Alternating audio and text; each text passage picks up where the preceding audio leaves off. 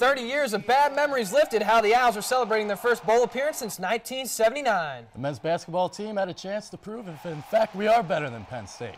So, Ryan, when does the show start? Show starts right now.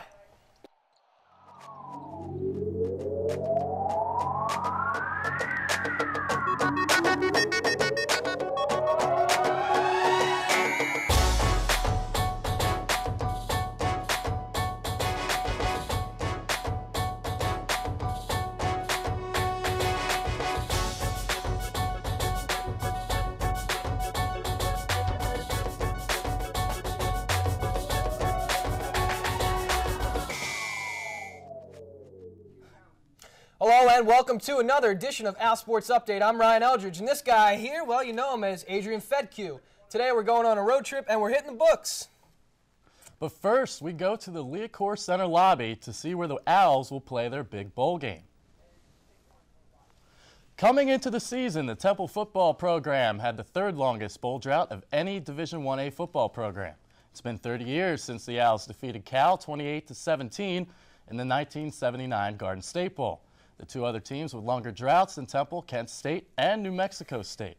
For Kent State, their last bowl game was in 1972, and for the Aggies of New Mexico State, you have to go all the way back to 1960. Louisiana Monroe became a Division 1A program in '94. They have the longest overall drought of 62 years. See, Temple fans, it's not so bad after all. This past Sunday night at the Liacouras Center, Temple football players, students, and alumni gathered for the bowl selection party. So where are the Owls going? Athletic Director Bill Bradshaw has the answer.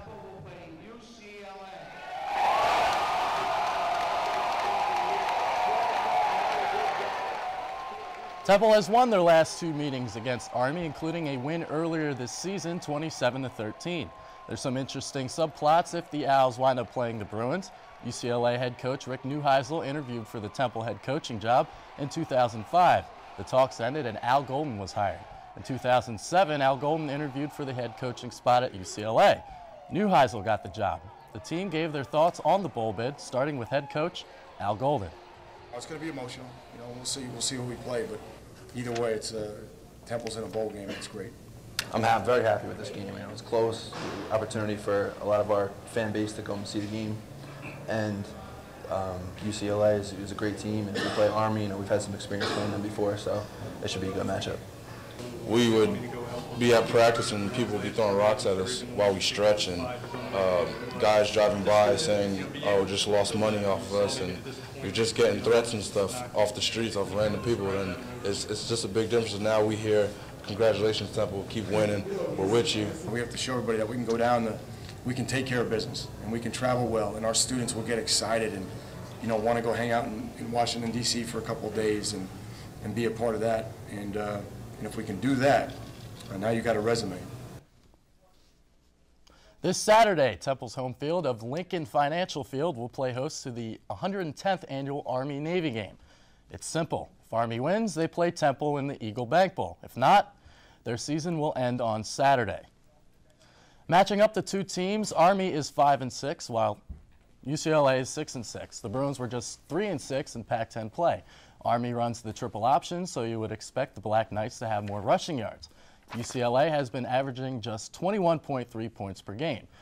Redshirt freshman quarterback Kevin Prince has been hot and cold all year long. Last week, Rudy Mezzi took us on a big road trip across the nation to help us map out possible bowl destinations. He was such a big help, we brought him back. But this time, rather than go unnecessarily around the country, he's just going to take us on a little trip to the capital. Hey, Rudy, what happened in Toronto? I have my passport already. Not to mention, D.C. was never on our map. What's the deal? Well, Rye, here's the deal. The Owls were not too excited about going to the International Bowl in Canada since it is a far hike for the fans, so they requested to be in the Eagle Bank Bowl instead. The problem was that any MAC team is not eligible for this bowl, but there were not enough ACC teams eligible for any bowl, so the Owls will be headed to D.C. They will take on either the UCLA Bruins or the Army Black Knights at RFK Stadium at 4:30 on December 29th. It takes about 44 hours to get there if you walk, so I recommend you drive. That would take 2 hours, but you can pass the time by listening to the new Justin Bieber CD, My World. 4 times would do it, and it should be a fun trip. If you go, make sure you say hi to my friend Barry and his wife Michelle. They live a few miles away from the stadium in a big white house. You can't miss it. Either way, I think the Owls can end the season with a W, as UCLA and Army would both be 6-6 headed into the bowl game. The Owls have 9 wins, and they already beat Army this year 27-13. What do you think, Ryan? Well, I think they should be fine as long as they're not playing a team like Penn State. Because if you follow the men's football and basketball teams the last 2 years, you know we have our struggles with Penn State on the field. But you also know that the hardwood is a completely different story. Last Saturday, the Nittany Lions traveled to Philadelphia to face a cherry and white team that just recently tallied a win in Kalamazoo. To the Liacouras Center we go. The Owls trying to get their record to 6-2, and Penn State was trying to do the same. Early in the first half, it was Ryan Brooks who would have an excellent defensive game, finding Lavoy Allen inside, who would do a little Tim Duncan action. After going down 16-9 midway through the first half, Juan Fernandez and company would come back to tie it up. Ryan Brooks played fabulous all night long. He hustled and got his own boards, and it led to positive things all night. As Williams found Fernandez on the arc, and he drained it again. This game was a defensive battle reminiscent of the Cheney days. As a matter of fact, it was the second fewest combined points total in the history of the Liacouras Center.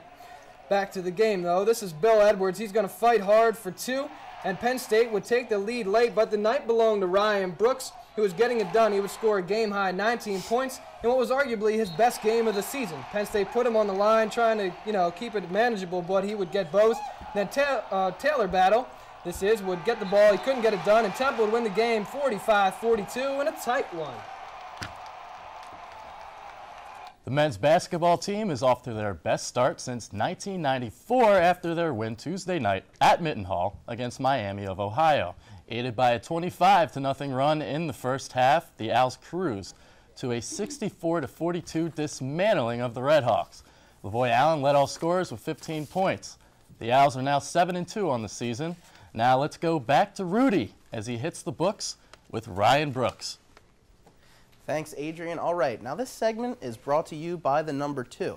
It's the number of A10 championships the basketball team has won in a row. And this is the second part of the segment, but more importantly, it is the number on the jersey of men's basketball leading scorer, Ryan Brooks. Find out why he chose that number, among other things, on the second edition of Hitting the Books with Ryan Brooks. Hitting the books with Ryan Brooks. So you're number 2. Did you choose that number?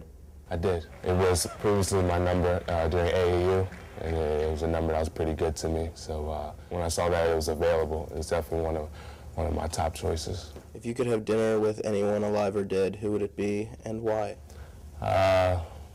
Probably want to have dinner with Michael Jordan. You get to understand somebody that was so motivated and just wanted to defeat their opponent, crush their opponent, every time out there on the court. I think I would definitely love to just sit down with him, just get to know him as a person. I didn't know you were from, how do you say it, New Orleans? New Orleans, yeah. I don't know if you know a guy by the name of Dwayne Carter, also from New Orleans. Yes, I do. Weezy F, baby. Yeah, please say it, baby. Absolutely. Is he one of your favorites? What kind of music do you like? Yeah, I would just say he's definitely someone I listen to. I like everything, R&B, jazz. My mom is big and playing the piano, loves jazz music. So I've been around music for a long time. It's definitely had a big impact on my life. So what's your favorite thing about either playing at Temple or just being a student here? Probably one of the reasons I chose to come here was just the rich tradition. Everybody's familiar with Big 5 basketball and all the teams in the city and stuff like that. So, why wouldn't you want to be a part of something like that if you love the game and have the opportunity to? So that's something I definitely love about, being a player and a student here. It's a great school, great, education, and it's something that I haven't regretted my decision at all, so I'm very happy. Well, we're certainly glad to have Ryan here at Temple, and I'll bet his teachers are too, as long as he's hitting those books as much as he's hitting those boards. And now we go back to another Ryan.